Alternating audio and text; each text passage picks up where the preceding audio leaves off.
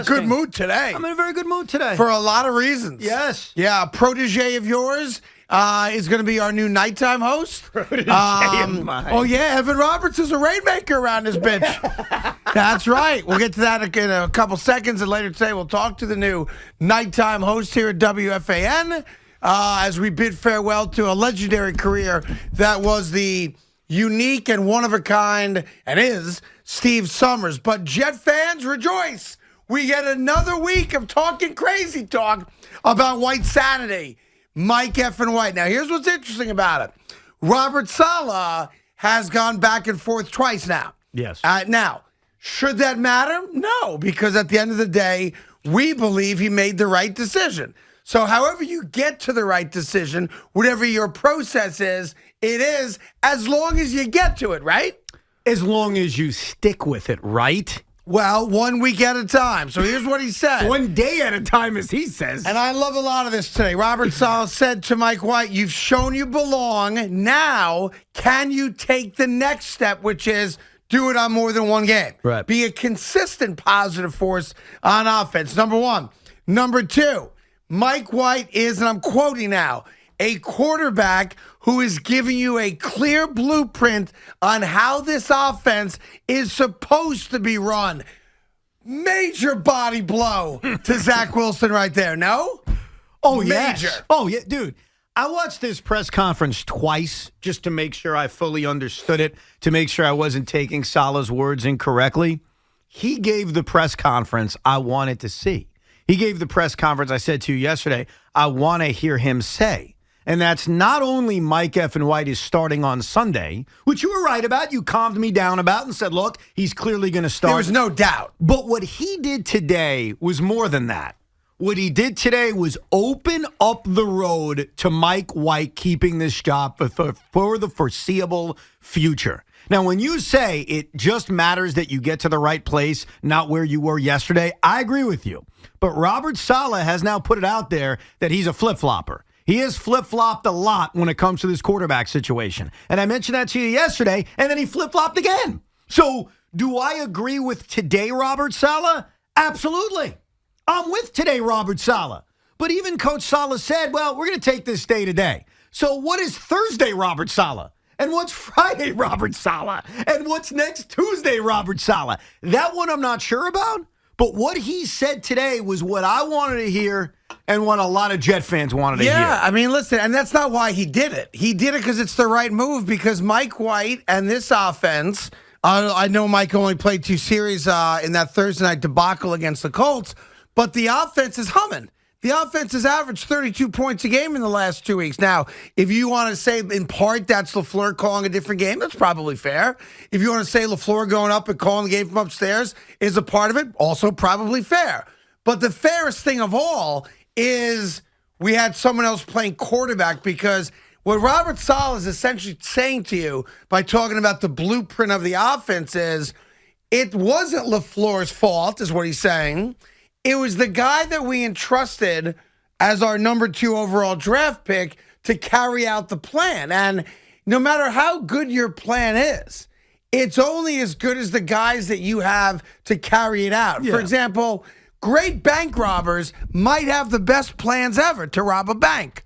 But if you have the wrong guys in the crew to rob the bank, What a comparison. it don't matter how good the blueprint is. What a You got the comparison. wrong guys doing it. You take the Jet quarterback situation to robbing a bank. You're right. You could give me the greatest plan ever to rob a bank. I will find a way to mess it up. Right. And Because you'd I'm be not a bank robber. You'd be the wrong guy. That's right. So what he basically did, he said to Zach Wilson, here comes the tough love part of things.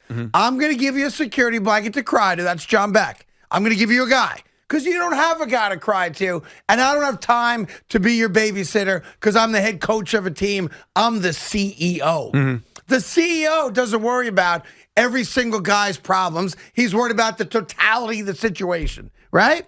So I'm going to give you a little security blanket, and then I'm going to tough love you. And by the way, to your point about the CEO thing, because I thought this was fascinating. Maybe you will agree.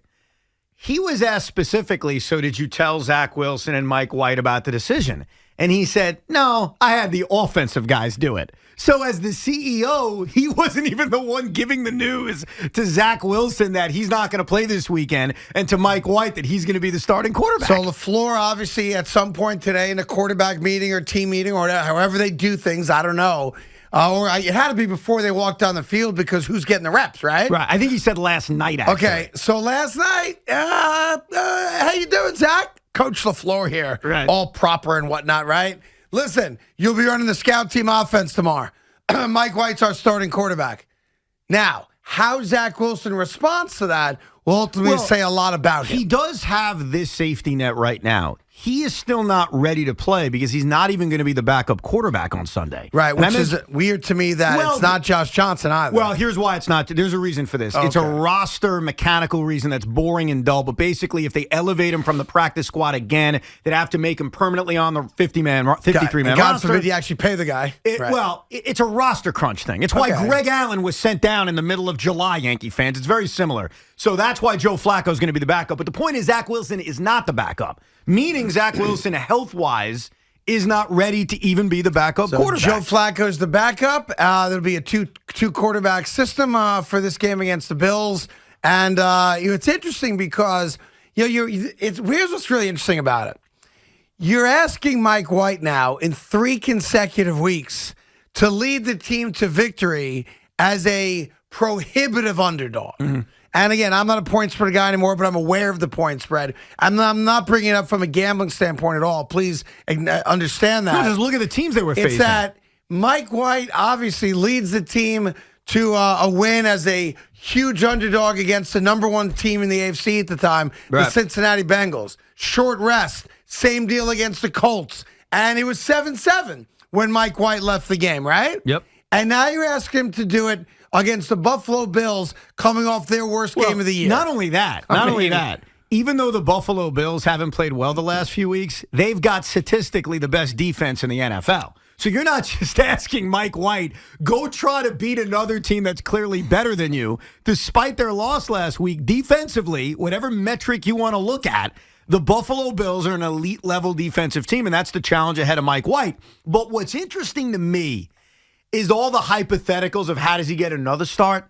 Robert Saleh, based on what he said today, kept it open that he doesn't have to beat the Buffalo Bills. So it's day-to-day. That it's a real day-to-day thing, and if Mike White plays well, and I know sometimes playing well is a debatable concept. Like what he did against Cincinnati wasn't debatable. He was great. Listen, but there were some performances where you may say he played well, I may say he didn't. I think I could make the argument if I was in the Mike effing White camp, if I'm representing Mike White, that you've asked him now to do something which no quarterback has ever done in the history of the league. And in his first 3 starts, win 3 games as a prohibitive underdog, right? That he would almost have already earned the opportunity I think he has. To play against a lesser opponent in the Dolphins. No? I said, my opinion, now I'm not coaching the Jets, I'm just a fan. And I told you this last week about Indianapolis going into Buffalo, and I'm going to say the same thing. Mike White has earned the start against the Miami Dolphins next week because not only is it a lesser opponent, Craig, the next 2 opponents after Buffalo would be Miami and Houston. Right. Which I also mentioned is a nice landing spot for Zach Wilson. But in fairness to Mike White, who played incredibly well against Cincinnati, who played very well in the 2 drives against Indianapolis, yeah, I think he's earned another start. Because like we said about Zach, when Zach Wilson threw 4 interceptions against the Patriots in his second career NFL start, there was never a doubt he was going to start the next week.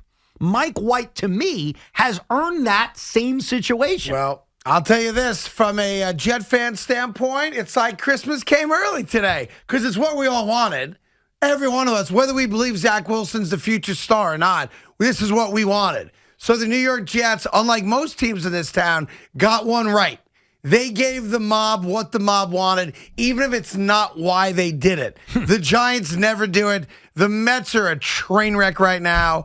The Yankees didn't do it this offseason with GM and manager, obviously. The New York Jets right now today stand alone as the only franchise in the moment that gave the mob what they want. I don't like the way and I love you for it. I don't like the way you're calling me and other Jet fans the mob. We are the I don't mob. like that. What do you mean we're the mob? We've never lost a game. We're always right. We're the mob. But in this case, we are right. This isn't a mob that's screaming something Listen irrational. to me. Listen to me. What? You're part of the mob. The mob? Yes, the fan base is always referred to as the mob, all But right? when we're right, we're right. But we're they still gave the mob? it to us. All right. Not teams don't always give it to us. Thank you for giving it to me, Coach. They gave it to us, and they gave it to us hard and fast the way we like it. Coach, I appreciate you giving it to us, but I want you to give it to us again next Sunday as well. Well, listen, hold on. All right? See, now this is where you get crazy. What? And this is where I've got to rein you in. Rein me I've got to in? rein you in, Evan. What'd I do? Sometimes I got to rein you in. What'd I do? Let's worry about Sunday. You're always 2 steps ahead. I know, because I think it's 2 crazy steps ahead. time. Because I think not only about this week and the opportunity ahead of Mike F. and White. Let's see them play well and beat the Bills, okay? Coming off a 6-point loss to Jacksonville. But Craig, let's not worry about Houston, and let's not worry about Miami just you yet. even agree with me that Mike White has earned not just one more start against Buffalo, I don't know but that. probably you don't agree with that? No, I haven't seen him play against the Bills. He might be incompetent. He's not going to be incompetent. Here's why today's a great day for a Jet fan. It's simple to me. Because we got what we wanted, and we get another week of White sanity. And Woody Johnson, you better be in some warehouse in New Jersey right now printing white T-shirts. I'm telling you, capitalize on this. You've got the Jet fan base locked in right now. Divisional game, wounded opponent, and the hysteria of Mike F. and White. And I know it's going to happen.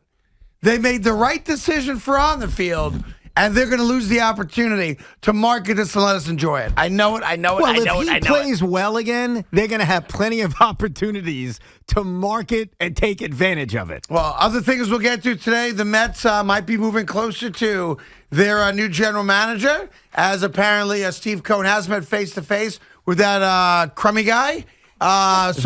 Crummy guy? Yeah, Crummy, whatever his name is. We'll get to that coming up. Apparently, ESPN's reporters are now supportive of domestic abuse. We'll get into that a little bit later on, involving an NFL athlete. We got that. And where will Odell land up?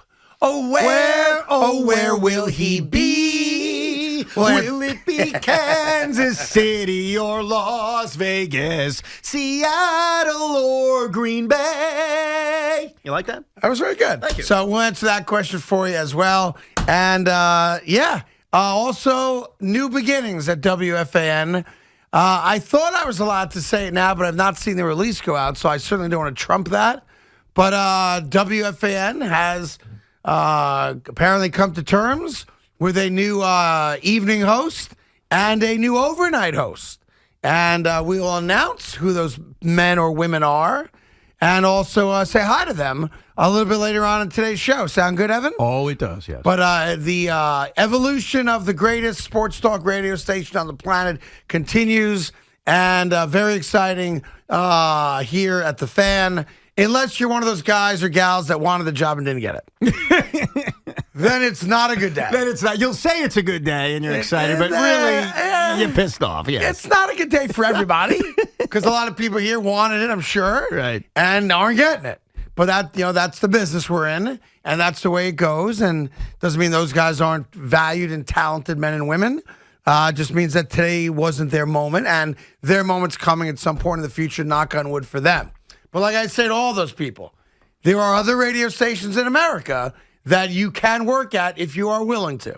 Not everybody wants to move. Why are you staring at Big Mac while you said that? I'm not staring at Big Mac. That was ridiculous. I saw you staring right into his eyes. I don't know. Who's to say he's not the new nighttime guy? Other stations such as I'm listening. It bothers me. It's always bothered me that people think that they have this inalienable right where they're going to be on the air at FAN and they're not willing to go work in, Buffalo, Cleveland, Chicago, Pittsburgh, Florida, wherever it is. And a lot of people think, I have to be on the air here. You don't. So when you don't get the job here, I know it's very disappointing, but, you're not owed that. And, that's a problem with a lot of young broadcasters today. Broadcasters, they think that they've got this sense of entitlement where, I'm going to be on the Fan. Well, there's really only 5 actual full-time jobs on the Fan. Mornings, middays, afternoons, nights, and overnights. That's it. So it's okay to go elsewhere and become a star. Nothing wrong with that at all. A.K.A. Adam the Bull, right? Who years ago worked for me and Boom, and on the running of He worked for you. He worked for the radio station. He didn't work for us? No, you had him run once into a wall, Yeah. but he didn't work for you. Though we had, during the annual, I thought he worked for us. I forgot. During the annual running of the Bulls in Pamplona, Yes. we had him run around the block in Queens. Oh, I remember it. remember It was it, yes. classic. To replicate the running of the Bulls in Pamplona. Yes. I thought he worked for us. I don't know. Maybe I was He wrong. worked for the radio station. I figured everybody worked for us. When you tell him to run and he says yes, I can see how you got that impression. Seemed like he worked for us. I don't know. You either worked for us or for Mike and Chris. That's how I always broke it down. That's all. So There's a who fine did line. Joe and I work for? No one. Nobody. No, you worked for Mike. Right. You guys were on Mike's payroll for the first year and a half we A were couple of here. years we were on Mike's payroll. There's yeah. no doubt. And there may have been a split. Early on, it was you guys. Team Mike. Current favorite of Team Mike. Damn right. Yeah, and then you saw the ratings. Quickly jump And right back. Then we jumped ship. We were like solid. We were going back and forth. All right, I'm going to give you the news now that it's been officially announced. The new evening host here at WFAN is a young man named Keith McPherson, who is a big Brooklyn Net and New York Yankee fan and has done a bunch of work with John Boy Media of late. So congratulations to Keith. Keith's the guy, if you remember, that I made fun of because I thought he was being interviewed here and he was wearing a Yankee gear. That's right. I'm like, who goes to an interview wearing a Yankee jersey? And he was actually post-interview going to the game. That's right. He's Yeah. a fan. He was going to the game. So Today he's wearing his Kyrie Irving jersey. congratulations to Keith. Look forward to having him be a part of our family. And the new full-time overnight guy who's been on air in a part-time role since 2018. Oh, I should mention that Keith will do 7 p.m. to midnight weeknights. And congratulations to Sal Licata. Sal Licata is now the official permanent overnight host. He will do midnight to 5 a.m. and go right into the warm-up show with Al and Jerry. We also have the, what's the Pony Express thing? What is that? Oh, the gambling Odds thing? On Sports Show? Odds On Sports will be Pony 6:30 to Express. 7. Evan and I will do 2 to 6:30. So we're going to cut our show a half hour back. You'll have Odds On Pony Express 6:30 to 7. You'll have Keith McPherson 7 to midnight. And midnight to 5, you'll have Sal Licata. And I believe the Sal gig starts officially November 15th. That's Monday, I think. You've been doing midnight to 5 because Yes. he's been doing overnight for a while Yeah, now. and Keith McPherson will officially join the station on November 22nd. He's actually on vacation right now. Wearing his Kyrie Irving jersey. So we'll have Keith on a little bit later on this afternoon to officially welcome him to the fold. And we should acknowledge the legendary Steve Summers, who made nights and overnights his own personal playground for more than 30 years and is a true legend in the broadcast business. And they are big shoes to follow for sure. And we wish Steve the very, very best in his retirement and post-broadcast life, and welcome Sal and Keith to the fold. I think all of officially. us, on air, off air, we all basically grew up listening to Steve Summers. He is an institution. He's a part of the fabric of the station. He will be missed, but congrats. What a run he's had over the last two and a half decades. There you go. All right. So maybe we even talk to Steve a little bit later on. I think there's going to be a 1-hour special. When is that? Monday at 1 o'clock. Monday at 1 o'clock, a 1-hour special to allow Steve Summers the opportunity to say goodbye officially to the New York audience. So those are your announcements. 2 new shows, Keith McPherson and Sal Licata, officially now full-time here at WFAN. If you know them, congratulate them. It's a great moment for them. And just like that, we've doubled the amount of net fans on this radio station. That's not true. Just like that. You know what? That's 1 to 2, baby. That's offensive to Jerry Recco. That really is offensive. Like Jerry all right. doesn't exist. Fair enough. You're right. Like Jerry's the forgotten guy. All right, that's fair. So You we guys went all from- take Jerry for granted We here. went from 1.5 to 2.5. So thank you very much. Why a half? I mean, Jerry's a half a fan? Is that right? When you see him on the streets, you go, there goes a half a fan. No, I'm kidding. He's a great fan. Even though every time I've invited him to a net game, he's like, no, I'm busy. I'm tired. Because he's got this cornhole league in New Jersey that he makes money on. You think he'll say yes now? No. Maybe threatened by another net fan at this radio station? I think Jerry's not threatened by anyone. What's he going to do? Lose his Rutgers gig? Come on. They're barely even paying him to do it anyway. Anyhow, so there you go. Keith McPherson, Sal. Congrats to Licata, Sal. Congrats to Keith. Welcome aboard. And to everyone that didn't get the job that's hurting about that, I get it. And it just should be the motivation to keep striving to perfect your craft. And as opportunities come up, take advantage of them. So I get that as well. It's Carton and Roberts on the Fan. We'll get all your calls. Mike Effin White is back.